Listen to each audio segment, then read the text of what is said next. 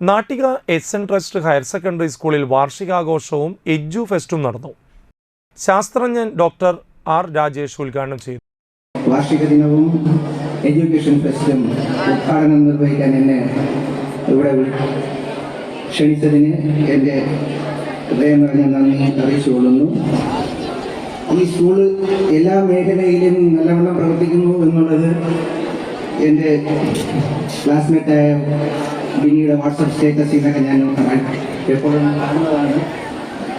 So എല്ലാ കുട്ടികൾക്കും പേരൻസിനും എൻ്റെ അനുമോദനങ്ങൾ, സ്കൂൾ മാനേജ്മെൻറ്റിനും ടീച്ചേഴ്സിനും സ്റ്റാഫിനും എൻ്റെ പ്രത്യേക അനുമോദനങ്ങൾ ഞാൻ അറിയിച്ചുകൊള്ളുന്നു. ഈ അവസരത്തിൽ എഡ്യൂക്കേഷൻ ഫെസ്റ്റ് ഉദ്ഘാടനം ചെയ്യാൻ അനുവദിക്കുമ്പോൾ എന്നോട് പറഞ്ഞത് വന്നിട്ട് ഉദ്ഘാടനത്തിൻ്റെ കൂടെ ഒരു പഠന പ്രസംഗം കൂടെ കാഴ്ചവെക്കണം എന്ന് പറഞ്ഞു. PTA പ്രസിഡന്റ് PSP നസീർ അധ്യക്ഷനായി.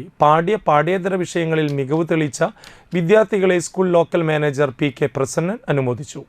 ഗായിക സൂര്യ രാഗേഷ് മുഖ്യ അതിഥിയായി.